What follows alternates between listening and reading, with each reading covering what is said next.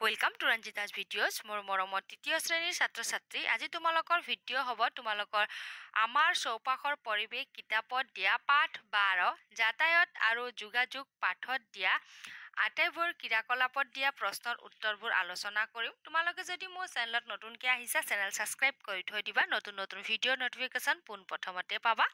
Subscribe কৰা সবকে মোৰ ফালৰ পৰা ধন্যবাদ মৰমৰ ছাত্ৰ-ছাত্ৰী। লিখু আহাত দিয়া হৈছে তোমাৰ ঘৰৰ পৰা তলত দিয়া ঠাইবোৰলৈ যাবলৈ কি ধৰণৰ যান-বাহন ব্যৱহাৰ কৰিবা লিখা। বিদ্যালয় যাবলৈ তোমালোকে কি ব্যৱহাৰ কৰা? গাড়ী, চাইকেল তোমালোকে লিখিবা। নৈৰ সিপাৰ যাবলৈ কি ব্যৱহাৰ কৰা? নতুন দিল্লী যাবলৈ কি ব্যৱহাৰ কৰা? উৰাজাহাজ অথবা ৰেলগাড়ী। কিতাপত চাবা বানান তোমালোকে পাবা, পাঠ ভালকে তোমালোকে নিজে পঢ়ি ল'বা, ঠিক আছে? ক্ৰিয়াকলাপ 1 পাঠত উল্লেখ কৰা যান-বাহনবোৰৰ নামেৰে তলৰ তালিকাখন পূৰ কৰা। প্ৰাণীয়ে টনা বাহন, গৰু গাড়ী, ঘোঁৰা গাড়ী। ইন্ধনেৰে চলা বাহন, বাছ গাড়ী, ৰেলগাড়ী, উৰাজাহাজ। ইন্ধন নোহোৱাকৈ চলা বাহন, চাইকেল, নাও, ৰিক্সা। তোমালোকেও লিখি ল'বা, মই ইয়াত কলম ব্যৱহাৰ কৰিছোঁ। ইয়াত চোৱা গাড়ী, বাছ আদি যান-বাহনবোৰ চলিবলৈ পেট্ৰল, ডিজেল আদি ইন্ধনৰ প্ৰয়োজন। লিখু আহা তোমালোকে পেট্ৰল পাম্প দেখিছানে? তোমালোকে ৰাস্তাত ফুৰিবলৈ যাওঁতে চাবা পেট্ৰল পাম্প দেখিছানে? দেখা নাই? নিশ্চয় দেখিছা চাগে। পেট্ৰল পাম্পৰ প্ৰয়োজনীয়তা সম্পৰ্কে চিন্তা কৰি লিখা। পেট্ৰল নহ'লেতো গাড়ী নচলে, হয়নে? পেট্ৰল লাগিবই গাড়ী আমাক চলাবলৈ হ'লে। গাড়ীত আমি উঠো, ফুৰিবলৈ যাওঁ, ক'ৰবাত যাওঁ, হয়নে? গাড়ী চলিবলৈ পেট্ৰলৰ প্ৰয়োজন। আমি দূৰৰ ৰাস্তাত গ'লে পেট্ৰল যদি নাপাওঁ আমাক অসুবিধা হ'ব। সেইকাৰণে ৰাস্তাত চাবাচোন কিছুমান ঠাইত যদি পেট্ৰল নাথাকে, পেট্ৰল পাম্প নাথাকে, তেতিয়া কি কৰা হয়? বটলত পেট্ৰল ভৰাই বিক্ৰীও কৰা হয়। পেট্ৰল পাম্প লাগিবই, গাড়ী চলিবলৈ হ'লে পেট্ৰল লাগিবই, হয় নহয়? গাড়ী চলাচল নহ'লে কেনেকৈ হ'ব? সেইকাৰণে পেট্ৰল পাম্পৰ প্ৰয়োজনীয়তা আছে। মই তোমালোকক মাতি শুনালো, তোমালোকে লিখিব পাৰা, ঠিক আছে? এতিয়া আমি আলোচনা কৰোঁ। চিন্তা কৰি কওঁ আহা, সকলো ধৰণৰ যান-বাহন চলাচল কৰা ব্যৱস্থা একেই নে? একে নহয়, হয়নে? পাঠ পঢ়িবা তোমালোকে বুজিবা। ক্ৰিয়াকলাপ 2 দিয়া হৈছে। ক্ৰিয়াকলাপ 2 বিভিন্ন যান-বাহনৰ নাম লিখি তলৰ তালিকাখন পূৰ কৰা। স্থল পথেৰে চলা ৰেলগাড়ী, মটৰগাড়ী, বাছ গাড়ী। জল পথেৰে চলা ফেৰী, নাও, জাহাজ। আকাশী পথেৰে চলা উৰাজাহাজ, ৰকেট, হেলিকপ্টাৰ। লিখি ল'বা তোমালোকে, ঠিক আছে? এতিয়া চোৱা দিয়া হৈছে ক্ৰিয়াকলাপ 3 তলত দিয়া ছবিবোৰ চোৱা আৰু কাষত দিয়া সঠিক আস্থানৰ লগত আস্থানি মিলোৱা। এইটো চোৱা বাছ আস্থান, ঠিক আছে? মই আস্থানি মিলাইছোঁ, বাছ আস্থান। এইটো চোৱা জাহাজ ঘাট, এইটো চোৱা বিমান বন্দৰ, এইটো ৰেল ষ্টেচন। চাই লোৱা আৰু মিলাই ল'বা, ছবি চাবা আৰু আস্থানি মই মিলাইয়ে থৈছোঁ। এতিয়া আমি আলোচনা কৰিম কামত ব্যৱহাৰ কৰা হয় লিখা। এম্বুলেন্স ৰোগীক চিকিৎসালয়লৈ নিবলৈ ব্যৱহাৰ কৰা হয়। এম্বুলেন্সটো নিশ্চয় দেখিছা তোমালোকে 108। কি কৰা হয়? বেমাৰী ৰোগীক চিকিৎসালয়লৈ নিবলৈ ব্যৱহাৰ কৰা হয়।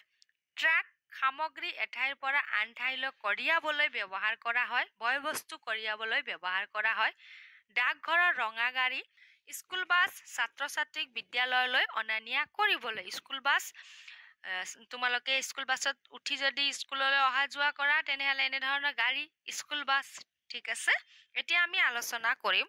ক্ৰিয়াকলাপ 4 দিয়া হৈছে ৰাজহুৱা যান-বাহনত উঠা নমাৰ সময়ত যিবোৰ নিয়ম পালন কৰা উচিত তেনে বাক্যৰ কাষত থকা খালী বাকচত শুদ্ধ চিন আৰু যিবোৰ কৰা অনুচিত তাত অশুদ্ধ চিন দি দেখুওৱা।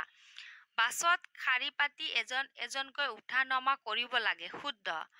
বাছত উঠা নমা কৰোঁতে ঠেলা হেঁচা কৰিব লাগে, নালাগে, হয়নে? সেইকাৰণে অশুদ্ধ। গাড়ী লাহে লাহে চলি থকা অৱস্থাত জাপ মাৰি উঠা নমা কৰিব লাগে, নালাগে। গাড়ীৰ ভিতৰৰ পৰা খিৰিকীৰে বাহিৰলৈ হাত মূৰ উলিওৱা অনুচিত, শুদ্ধ। উঠোতে পিছফালৰ দুৱাৰেদি উঠিব আৰু আগফালৰ দুৱাৰেদি নামিব লাগে, এইটো অশুদ্ধ। আমি আগফালৰ দুৱাৰেদি উঠো আৰু পিছফালৰ দুৱাৰেদি আমি নামো, হয়নে মোৰ জনামতে অশুদ্ধ দিলো তোমালোকে এবাৰ বিদ্যালয়ত আলোচনা কৰি ল'বা এতিয়া আমি আলোচনা কৰিম ক্ৰিয়াকলাপ 5 তলত কিছুমান যোগাযোগ মাধ্যমৰ ছবি দিয়া হৈছে ছবিবোৰৰ তলে তলে থকা খালী বাকচত নামবোৰ শুদ্ধকৈ লিখা টেলিফোন মোবাইল চিঠি ৰেডিঅ' বাতৰি কাকত দূৰদৰ্শন তোমালোকেও লিখি ল'বা লিখোৱা হাত দিয়া হৈছে ইণ্টাৰনেট সংযুক্ত কম্পিউটাৰৰ সহায়ত আৰু কি কৰিব পাৰো শিক্ষকৰ লগত আলোচনা কৰি লিখা ইয়াত দিয়াই হৈছে হয়নে ইয়াত দিয়া হৈছে ইয়াৰে পৰা চাই তোমালোকে লিখিব পাৰিবা ঠিক আছে ইয়াৰ পৰা চাই লিখিব পাৰিবা এতিয়া চিন্তা কৰি আহাত দিয়া হৈছে যোগাযোগৰ মাধ্যমবোৰ নাথাকিলে আমাৰ কি অসুবিধা হ'লেহেঁতেন কি অসুবিধা হ'লেহেঁতেন আমাক এঠাইৰ পৰা আন ঠাইলৈ যাওঁতে সময় লাগিলেহেঁতেন বস্তু গধুৰ বস্তু বহুত সামগ্ৰী কঢ়িয়াই নিবলৈ অসুবিধা হ'লেহেঁতেন হয়নে তোমালোকে পাঠ পঢ়োতে পাইছা আগৰ দিনত কেনেকৈ কৰিছিলে ঠিক আছে তোমালোকে পাঠ পঢ়িলে ভালকে বুজি পাবা এতিয়া অনুশীলনী দিয়া প্ৰশ্নৰ উত্তৰবোৰ আলোচনা কৰিম 1 নম্বৰ দিয়া হৈছে উত্তৰ লিখা ক স্থল পথেৰে চলা দুখন যান বাহনৰ নাম এতিয়া আমি প্ৰশ্নৰ উত্তৰবোৰ আলোচনা কৰিম মই আগৰ দৰে লিখিয়ে ৰাখিছো মাতিও শুনাম ঠিক আছে উত্তৰত লিখিবা স্থল পথেৰে চলা দুখন যান বাহনৰ নাম হল বাছ গাড়ী মটৰ গাড়ী তোমালোকে আৰু জানা লিখিব পাৰিবা খ যান বাহন থকাৰ বাবে আমাৰ কি সুবিধা হৈছে উত্তৰ যান বাহন থকাৰ বাবে আমাৰ বহুতো সুবিধা হৈছে আমি কম সময়ৰ ভিতৰত এঠাইৰ পৰা আন ঠাইলৈ যাব পাৰো বয় বস্তু কঢ়িয়াই নিব পাৰো গ প্ৰশ্ন তিনিটা যোগাযোগৰ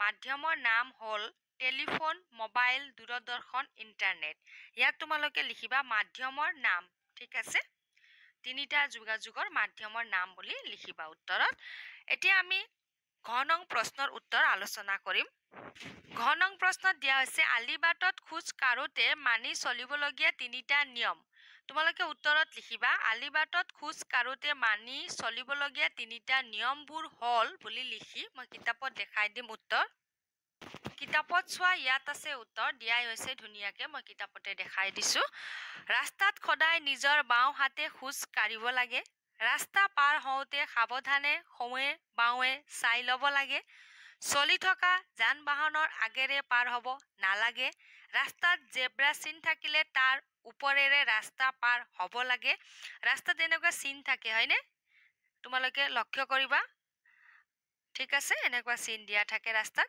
এইটো চিনৰ নাম হৈছে জেব্ৰা চিন সদায় পদপথেৰে খোজ কাঢ়িব লাগে স্কুল বাছত উঠোতে শাৰী পাতি এজনকৈ উঠিব লাগে ইয়াৰে পৰা তোমালোকে সহজ চাই মুখস্থ কৰিবা আৰু জানিবলগীয়া কথা হয় মাতিও শুনালো এতিয়া আমি আলোচনা কৰিম ক অংশ লগত খ অংশ আস্তানি মিলোৱা ক অংশ খ অংশ দিয়া হৈছে ট্ৰেক্টৰ মাটিত চলে মালবাহী ৰেল বয় বস্তু কঢ়িয়াই ফেৰী পানীত চলে উৰাজাহাজ আকাশত উৰে মই মিলাইয়ে থৈছো তোমালোকে মিলাই ল'বা এতিয়া 3 নং প্ৰশ্নত কি দিয়া হৈছে আলোচনা কৰিম খালী ঠাই পূৰ কৰা দিয়া হৈছে ক যান বাহনবোৰ চলিবলৈ পেট্ৰল ডিজেল আদি ইন্ধনৰ প্ৰয়োজন হয় খ উটক মৰুভূমিৰ জাহাজ বোলে গ খোজ কাঢ়োতে সদায় নিজৰ বাওঁ হাতে যাব লাগে ঘ এঠাইৰ পৰা আন ঠাইলৈ অহা যোৱা কৰা ব্যৱস্থাই হল যাতায়াত ঠিক আছে ইয়াৰে পৰা লিখি ল'বা মই কলমেদি লিখিয়ে থৈছো তোমালোকে বুজি পাবা বুলি 4 নং প্ৰশ্ন তুমি ভাল পোৱা এখন বাহনৰ ছবি আঁকা তুমি কি বাহন ভাল পোৱা ছবি আঁকিবা নতুনকে আহিছা যদি চেনেল সাবস্ক্ৰাইব কৰি থৈ দিবা নতুন ভিডিঅ' নটিফিকেশন পোনপ্ৰথমতে পাবা তোমালোকৰ অহা ভিডিঅ' হ'ব পাঠ 13 আমাৰ ঘৰুৱা উৎপাদন পাঠৰ ক্ৰিয়াকলাপত দিয়া আটাইবোৰ প্ৰশ্নৰ উত্তৰ আমি নতুন ভিডিঅ'ত আলোচনা কৰিম আজিৰ কাৰণে ধন্যবাদ